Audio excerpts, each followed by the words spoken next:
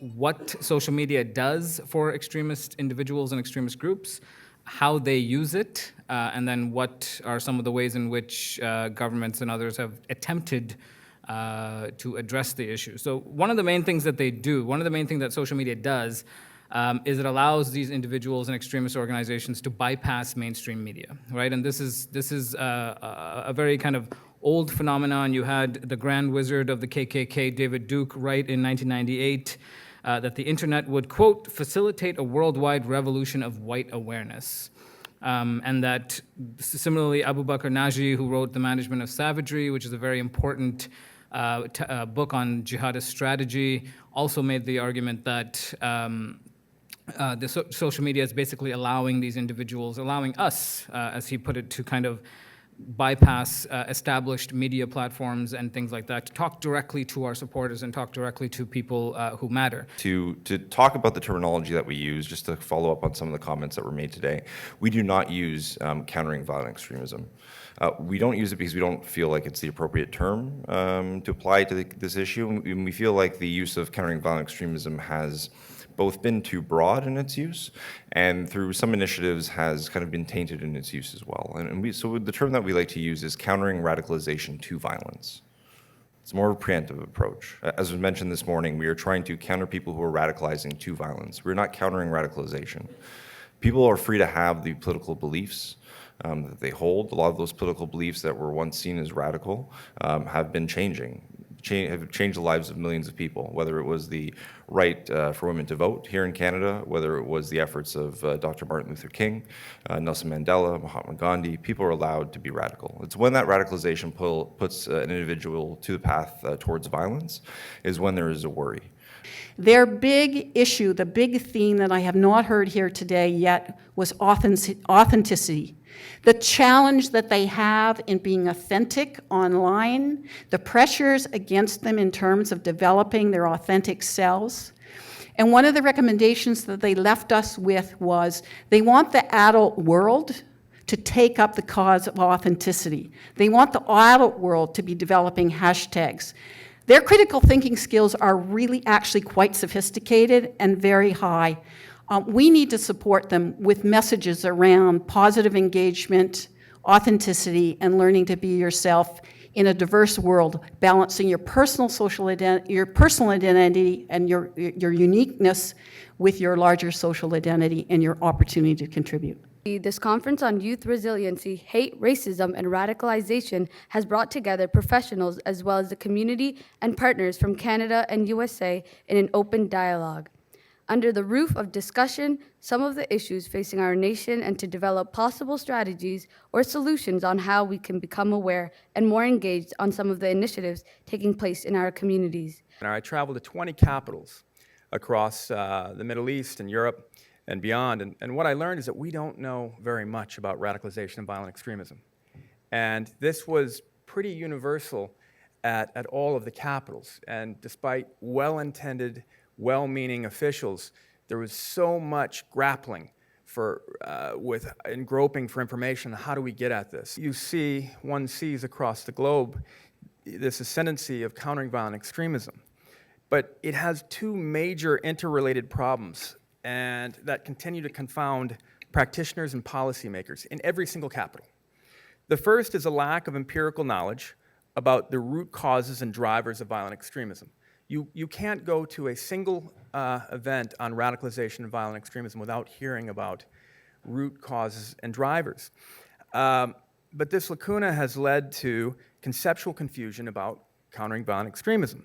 So what does this mean? It is very difficult to design an effective policy when there is little consensus on what does it mean to counter violent extremism or what action should be taken. Consequently, CVE efforts are mostly designed and funded on the basis of anecdotal evidence with unknown results. I've seen this in Yemen, I've seen it in Somalia, I've seen it across Europe, I've seen it in America. And again, it's well-intended, well-meaning folks, oftentimes in capitals, who are fashioning policies that seem great in a place like DC or in London, but might not work so well on the ground. The second problem, and this is with special reference to the US, is the ways in which that the U.S. government has engaged with an entire religious community. It's caused enormous strain. And this is not just the current administration. This goes back to the Obama administration. And this is in part because efforts are not led by youth in the community. Efforts on countering violent extremism are almost entirely led by the Department of Justice, which essentially means that they do outreach to community leaders to try and keep them involved, keep them on side. But the problem with this in the US is that the community rarely, let me be clear on this, the community rarely knows about youth who are radicalized in their midst. Moreover, the vast majority of Muslims do not embrace violent extremism, especially in America. Of the world's jihadi foreign fighter population in the last few years, in the US, only 250 people were mobilized. 3.5 million Muslims in the US, 250 were mobilized. And of that, half of those actually were able to get on a plane and travel. So you're talking about a small number. To put this in perspective, it is 0.0075%. And yet, the government's approach is community engagement, and we'll figure out how to get at this. And the community continues to tell the government, we don't even know who these folks are until they've already mobilized. It was important for our community because our community has been studied to death, some people would say. But what was important was that this study would be different and that it would be coming from the perspectives of the community itself. And someone said in part of our outreach, no study about us without us. So for the Black community to talk and to share its experiences and to be involved in that, to include that, to provide leadership around that, it was critical and it was important. And one of those organizations and those partners that we reached out to initially, we had about 25 collaborating partners, and we also have some other lead partners who provided additional information and resources, including the Y, the United Way, and so on, and you'll see some of the information here, the Diversity Institute as well. We went to Medenta. We were just in a really close-knit community, and I think coming to Toronto, my parents wanted to replicate that. They wanted to be in a community where they could be within the Somali-Canadian context. They wanted to be with familiar faces.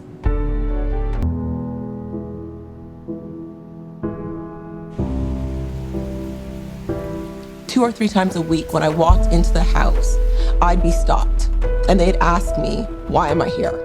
I have been a member of parliament at this point for over a year, and they still didn't know who I was. And at one point, I was walking just a few paces behind my male white colleague, and he walked through, and then I walked behind, and they said, are you with them? And I said, no. And then he said, why are you here? That death by 1,000 cuts, it really just, it drains. I do want to just touch a little bit too on the kind of nexus between the radicalization to violent extremism, the process, and look, we can't ignore it. The reality is that there are times where it does have an impact. There are times where our kids, our youth do feel that, based on their skin tone and based on their religious affiliation and based on what they believe and what they don't believe, that, they are discriminated against, they are marginalized, they are villainized. And we cannot, I find sometimes just through my experience with working on many of these files, it's almost this kind of, it's almost this broad understanding, oh, terrorism, it's black and white. How would anybody ever go down this pathway? This is unbelievable that somebody would want to, take the life of innocent people in order to, push forward an agenda or talk about this. It's not. It's actually not that. It's actually the more files you get involved in, you realize, it's something that you can only be projected to so much hate and so much bias and so much, villainization, where you actually start to feel that you want to be a part of something. You want to, and it's those susceptibilities that actually make you and that expose you, that make you vulnerable to some of the rhetoric, some of the online recruitment tactics, and they are brilliant at it. And there's many entities that are starting to emulate what some of the groups like Daesh were so successful in adopting and implementing. And we're starting to see that. We're starting to see a bit of the far right movement start to adopt some of those propaganda techniques techniques, and they are having an impact. And just know, that hate and that speech, these are kids. They're, 8, 9, 10 years old. They'll be 15 and 21 day. And at some point, we have to address and we have to be able to talk about this. In our Toronto Strong Neighborhood strategy, we built it and we designed it with residents. We built it and designed it with the service providers who service them, and we built it and designed it with the funders that fund them. And we brought all of those groups together to develop our strategy and our action plan. And one of the most important things that came out of it, in addition to developing local place-based plans and everything else that you sort of heard, is some major system movement. And so we were tasked by council, because of using resident voice and experience as a city, to develop indicators on systemic or institutionalized racism. And for a municipality to take on a task like that is huge. And the only reason that we were able to do that is because of the voice of residents. So what we did essentially was try to find actionable recommendations that both the client that we were working for, but also the Alliance of Community Organizations and the Ontario government could quickly implement. And there's a range of different options that or a menu of options that we presented to the clients, but I would like to maybe just talk about 3. The first I want to just point out, when we were doing our research, we found very quickly that there are a lot of silos in terms of people knowing, professionals knowing, and individuals knowing about each other and the work that they do. So we talked to people who would maybe be in BC or in Ohio, who've done tremendous work on ground in Somalia or Ethiopia or Eritrea or Kenya, but they don't know about each other or the work that they've done, and they don't share that knowledge. We need to look at different methodologies of intervening in the lives of these young people. They have lost confidence, and they have a hopelessness and a veneer that I'm okay, and they're not. Okay, and so we have to in these conferences, which are really good, we have to look at the implementation, and we have to measure the outcomes. We don't measure outcomes. 40 years ago in the Toronto District School Board, young black people were failing. 40 years later, 40% are failing. So you say, well, something's wrong with that picture. We have more black people and people of color in the boards and in different positions in the government than we've ever had before. But collectively, we are worse off. So something is wrong. Working with the local communities to address the needs of mental health support for youth. Depression, anger, and social isolation will push youth to the radicalization. Support moderate Muslim scholars and secular individuals and groups to stand against the radicalization without fear and intimidation from the radical group, and continue building democratic institutions. As community workers, if you are a community worker, stakeholders, it's not about being culturally sensitive, it's about being cultural brokers. So with culturally sensitive work, you are trying to understand the culture, you're trying to be sensitive. But with cultural brokering, you are understanding that you yourself, if you are not a member of this community, that you yourself have to be educated about the traumas, the experiences, and the significance of many things within that community. Because how are you to come into a community without understanding the significance of a lot of things within that community, and things that maybe may seem a little ridiculous to you, but that are very fundamental to the community themselves. In our society and around the world, what some see as radicalization, others would see as awakening, as mobilization, as a good thing, not a bad thing. Even your poet just a few minutes ago before closing the last session, one of her lines was, "Let the revolution begin." Well, by definition, anyone who is looking to revolutionize is also, I think, looking to radicalize conventional thinking about the way society exists. Someone gets killed, the police investigate it, they initiate hopefully a prosecution to get the matter before courts.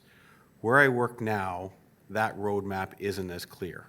I'm dealing with files, along with the members of my team. I represent a team of about 16 people that work in our office. The files that we deal with are much more gray, I like to call it. These are concerns that community members bring forward to the police that may not necessarily be criminal. They are concerns about people watching YouTube videos at the library, people who overhear conversations on the buses, or Crime Stoppers tips about neighbors that they have concerns about. Things that are reported to the police that don't fall into criminality. As we're all aware, the police have authorities to do things within our communities. The authority to arrest people, the authority to pull over cars or stop cars, apprehend people under the Mental Health Act. Very clear, defined authorities which allow us to do things for the betterment of society, and whether we put people in front of the courts or apprehend them, take to the hospital because they're suffering from mental health. The area that I'm working in now, a lot of those authorities don't apply. A person watching a YouTube video about a beheading video or a white supremacist rally or school shootings is not illegal. As offensive as that is, that's not illegal. So what do we do? What can we do? We want them to be, these matters to be reported. We do want the police to respond. We do want services to be activated to support whoever is engaging in this behavior. Because what we're finding is that the people who are engaging in this behavior are quite similar to the same people who are falling into the gang life, the human trafficking life, people who are suffering from aspects of their personal lives that is making them susceptible to risk factors, whether they're marginalized, disenfranchised, feeling as though they don't have a sense of belonging.